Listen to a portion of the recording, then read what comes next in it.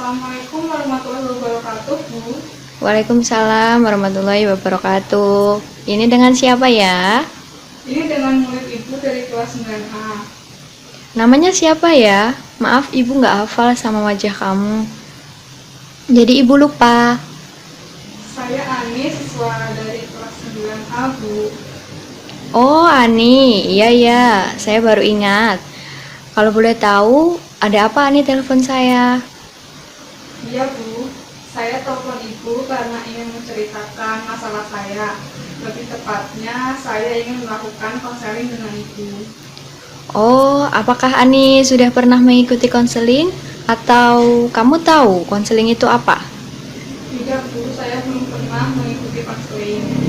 Baiklah, di sini Ibu akan jelaskan dulu apa itu konseling. Jadi konseling itu adalah suatu layanan yang diberikan kepada klien atau siswa yang sedang bermasalah untuk membantu dalam mengatasi masalah klien tersebut. Dan juga membantu dalam mengambil keputusan yang baik dalam mengatasi masalahnya. Di sini keputusan itu diambil oleh konselingnya sendiri. Tugas ibu hanya membantu kamu. Apa kamu sudah paham? Iya, saya sudah paham, Bu. Selain itu juga di dalam konseling itu ada yang namanya kode etik. Salah satunya adalah asas di dalam konseling. Jadi sebelum melakukan konseling itu ada beberapa asas yang harus diterapkan oleh konselor supaya proses konseling berjalan dengan baik. Nah, ada 3 asas di sini, yaitu yang pertama asas keterbukaan, di mana konseli itu secara terbuka menceritakan masalahnya tanpa ditutup-tutupi. Jadi sedetail mungkin untuk menceritakan permasalahannya. Terus yang kedua adalah asas kesukarelaan. Di sini asas kesukarelaan itu konseli datang atau menghubungi konselor langsung tanpa adanya paksaan. Jadi dia dengan niat ingin menyelesaikan masalahnya dengan cara dia sukarela datang ke konseli atau menghubungi konselor maksud saya.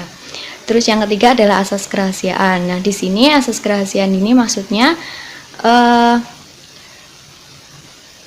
permasalahan yang konseli ceritakan kepada konselor itu tidak boleh dibeberkan atau dibongkar atau diceritakan kepada orang lain. Jadi baik konselor maupun konseli harus juga menjaga permasalahan yang sedang dibicarakan. Jadi aibnya jangan masalah ini kan termasuk aib ya. Jadi tidak boleh diceritakan kepada orang lain, hanya orang-orang tertentu saja yang boleh tahu. Seperti halnya privacy. Iya, Bu. Nah, Paham. ya alhamdulillah kalau kamu paham. Nah, di sini kamu telepon ibu, ini disuruh atau memang keinginan sendiri? Saya mau menelpon Ibu atas keinginan sendiri kok, Bu. Oh, baiklah. Kalau keinginan sendiri itu lebih baik ya. Baiklah, sebelum kita melakukan konseling, kita bikin kontrak dulu ya, kontrak waktu. Karena dalam proses konseling kita nggak hanya ngobrol santai, tapi kita juga ada batasan waktu. Nah, di sini ibu memberi kesempatan kepada kamu mau konselingnya berapa kali dan waktunya berapa jam atau berapa menit. Ya, iya, Bu. Saya inginnya konseling ini sekali saja dan untuk waktunya fleksibel saja. Apakah bisa, Bu? Oh, baiklah. Bisa. Kalau begitu ibu saja ya yang membatasi waktunya. Mungkin paling lama 15-30 menit. Bagaimana? Kamu bisa? Baik, Bu, saya bisa. Baik, sekarang kita mulai saja ya konselingnya. Silakan kamu ceritakan masalah kamu. Begini, Bu, sebenarnya menurut saya masalah saya simpel, tapi ya emang juga rumit. Saya ini fobia karet gelang, Bu. Dan teman-teman saya sering mengganggu saya dengan karet gelang. Saya tidak nyaman sekali dengan kelakuan teman saya itu, Bu. Oke, bisa kamu jelaskan secara rinci atau detail tentang permasalahan kamu tadi dan sejak kapan kamu tidak suka dengan karet gelang? Bisa, Bu. Semenjak saya SD kelas 2 kejadian itu terjadi. Saat itu saya sedang makan es krim di kantin, tapi saya tidak tahu kenapa saya merasa tertelan apa gitu, sehingga membuat saya terasa tercekik dan hampir mati. Lalu saya dibawa ke rumah sakit dan leher saya harus dibelah. Saya yang masih kecil sangat trauma dengan keadaan itu. Ini masih ada bekasnya, Bu. Saya koma sampai 6 bulan. Akhirnya saya harus mengulang kelas 2 selama 1 semester, Bu. Saya benci sekali dengan karet gelang, Bu. Pas itu saya keceplosan kalau saya sangat tidak suka dengan karet gelang dengan teman-teman saya. Dan saat itu juga teman-teman saya mengganggu saya dengan karet gelang, Bu. Oke, jadi kamu fobia gara-gara karet gelang. Kamu sakit dan harus mengulang kelas 2 gara-gara karet gelang itu. Ya, Bu, benar. Dan kamu juga merasa tidak nyaman karena teman-teman kamu selalu mengganggu kamu dengan karet gelang. Ya, Bu. Baiklah, dari masalah kamu, Ibu dapat memahami. Sekarang kita coba untuk menggunakan teknik counseling behavior. Ibu akan memberikan kamu rasa cemas akan masalahmu tadi, dan kita akan sama-sama menghilangkan fobia kamu. Bagaimana, kamu setuju? Saya ikut saja lah, Bu. Saya sudah pasrah. Baiklah, kita mulai ya. Kamu duduk dengan posisi santai dan rileks. Setelah itu, kamu bayangkan saya berdiri di depan pintu kelas dan membawa satu karet gelang. Saya takut, Bu. Jangan begitulah, Bu. Ayo Ani, kalau kamu tidak mencoba, bagaimana mungkin kamu bisa melawan rasa takut kamu? Coba dulu saja, kamu pasti bisa. Ya, Bu. Saya akan coba.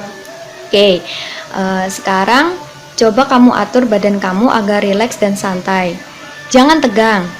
Kamu bayangkan di suatu tempat yang indah sewaktu kamu SD kelas 2. Saat kamu jajan es krim, kamu menikmatinya sampai habis tanpa ada apapun. Gimana rasa es krimnya? Enak atau tidak?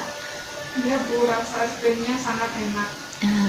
Setelah es krimnya habis, kamu dijemput oleh orang tua kamu. Kemudian besoknya kamu dan teman-teman bermain karet gelang secara bersama-sama, dan di situ tidak ada apa-apa. Kamu di situ adalah orang yang paling jago dalam bermain karet gelang, dan teman-teman memuji kamu. Dan kamu itu menang, kamu jadi juara. Teman-teman salut sama kamu dan sayang sama kamu. Kamu hebat dalam bermain karet gelang. Lalu kamu bayangkan saya berdiri di depan pintu kelas dengan membawa satu karet gelang dan kamu merasa biasa saja. Lalu ibu menambah dengan satu karet gelang lagi dan saya masih berdiri di depan pintu kelas. Setelah itu, ibu jalin atau rangkai karet gelang yang tadi ibu bawa supaya bisa dibuat permainan, dan ibu meletakkannya di depan kamu langsung. Kamu merasa tak ada masalah karena karet gelang tersebut itu seperti teman kamu saat kamu bermain, dan hal itu membuat kamu dipuji oleh teman-temanmu. Lalu saya mendekatkan karet gelang tadi kepada kamu, dan karet gelangnya itu berada di depan kamu. Kamu mengulurkan tangan kamu. Kamu berusaha memegangnya, tapi sangat jauh. Namun, kamu berusaha lagi, dan lagi. Kamu memegang karet itu, tapi kamu merasa santai dan kamu sudah biasa memegang karet itu. Kamu cium karet gelangnya, kamu ikatkan di tangan, lalu ambil lagi, letakkan di tangan. Sekarang, bagaimana perasaanmu, Ani? Masih takut sih Bu, tapi nggak terlalu seperti tadi. Oke, lalu apa yang ingin kamu lakukan dengan karet gelang itu? Memegang erat Bu. Oke, silakan. Sekarang apa yang kamu rasakan? Mulai tidak takut lagi Bu. Oke, sekarang apa yang kamu rasakan lagi? Oke, biasa saja Bu. Apakah masih takut? Tidak. Tidak. Baiklah, itu tandanya kamu sudah bisa dalam menyelesaikan masalah kamu. Sekarang Ibu minta pendapat kamu mengenai konseling ini. Saya rasa konseling itu adalah tempat yang pas yang saya rasa untuk menyelesaikan masalah. Konseling juga tempat paling oke. Saya merasa nyaman selama mengikuti konseling hari ini. Saya sangat berterima kasih kepada Ibu karena bantuan Ibu saya dapat menyelesaikan masalah saya. Saya sudah tidak sabar untuk menunjukkan kepada teman-teman kalau saya sudah tidak takut lagi dengan karet gelang. Baiklah, sama-sama Ani. Itu sudah menjadi tanggung jawab Ibu sebagai konselor untuk membantu kamu. Iya Bu. Bu, saya rasa sudah cukup untuk konseling hari ini Bu. Saya juga sudah bisa menyelesaikan masalah saya karena bantuan yang diberikan oleh Ibu. Mohon maaf jika saya mengganggu waktu Ibu. Oke Ani, alhamdulillah akhirnya konseling hari ini selesai. Jika kamu ada masalah yang ingin kamu sampaikan kepada Ibu dan ingin melakukan konseling lagi dengan Ibu, kamu bisa menghubungi Ibu lagi. Ya sudah, kita akhiri konseling pada hari ini ya. Assalamualaikum warahmatullahi wabarakatuh.